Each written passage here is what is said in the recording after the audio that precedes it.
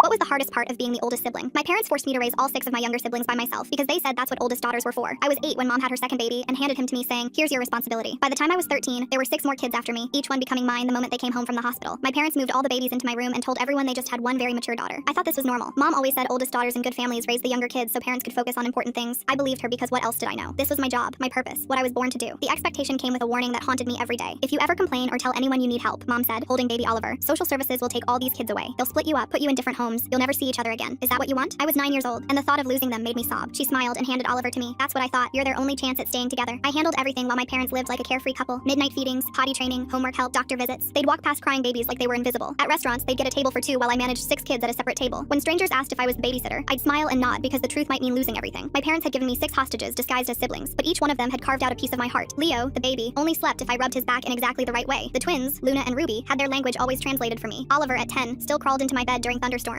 Ethan drew me pictures every day that said, "I love you, mama," in crayon. Little Ivy called me her best friend. I was drowning and desperate, but could never ask for help because I was so afraid they'd be taken from me. I was the only parent they knew, and they were all safe and okay. I couldn't risk ruining that. The school counselor noticed my exhaustion and offered to connect me with resources. I almost broke down and told her everything, but then I imagined Luna crying in some foster home, wondering why I let them take her away. So I smiled and said I just needed more sleep. By 13, I was a ghost of myself. I'd wake at 5 a.m. to pack lunches, braid hair, and find matching socks for 6 kids. I'd missed so much school that letters came home, but I forged mom's signature and prayed no one would call. Sometimes I'd fall asleep sitting up, still holding Leo. The truancy officer finally came to investigate. My parents acted shocked that I'd been missing school. "We had no idea," mom said sweetly. She shot me a look that said everything. One word, and they're gone forever. So I took the blame, said I'd been skipping, and accepted the consequences. Then my parents planned a week-long cruise, leaving me with 6 kids and $50. 3 days in, Luna fell off the playground and split her chin open. At the hospital, I held her while she sobbed into my neck, her blood soaking my shirt, her tiny hands gripping me like I was the only safe thing in the world. They wouldn't treat her without a parent. I sat there for 3 hours, my baby sister bleeding and crying, while I tried to forge signatures that might save her. I finally broke down and called my grandmother. When she arrived and saw me covered in Luna's blood, trying to comfort 5 other terrified siblings while nurses debated calling social services, her face changed. She got Luna treated, then loaded us all into her van. "Please don't let them take us away from each other," I begged her. "I know I'm not doing good enough, but they're all I have and I'm all they have, and if you tell anyone, they'll split us up." I was sobbing so hard I could barely breathe. Grandma pulled over and held me while I fell apart. "Oh, sweetheart," she said. "What have they done to you?" For the first time in 5 years, an adult saw what was happening, and I was terrified of what would come next. My parents came home to an empty house and called the police. At Grandma's house, they spun their story perfectly. "Our daughter won't let us parent," Mom cried. "She threatens the little ones, tells them we'll abandon them if they come to us for anything. We've tried to help, but she's created this sick situation where they're all trauma bonded to her." The social worker separated us for questioning. I could hear Leo screaming for me through the walls, and every cry felt like my heart being ripped out. This was it, the moment Mom had warned me about. They were going to take my babies away. "She's poisoned them against us," Dad said. "We're concerned she might hurt them or herself if we forcibly separate them. That's why we've been careful, trying to gradually reestablish normal boundaries." I could see my grandmother start to wonder if they were telling the truth. The social worker looked troubled. She asked my siblings who took care of them, and even Oliver just said "mama" and pointed at me. I saw her writing severe attachment disorder in her notes. She started making calls about emergency placement. We'd split up by morning, sent to different homes across the state. I was going to lose the only people that mattered to me, the only reason I had for living, all because I'd never been allowed to just be their sister like I should have been. Mom caught my eye and mouthed, "I warned you." Full story on the channel below.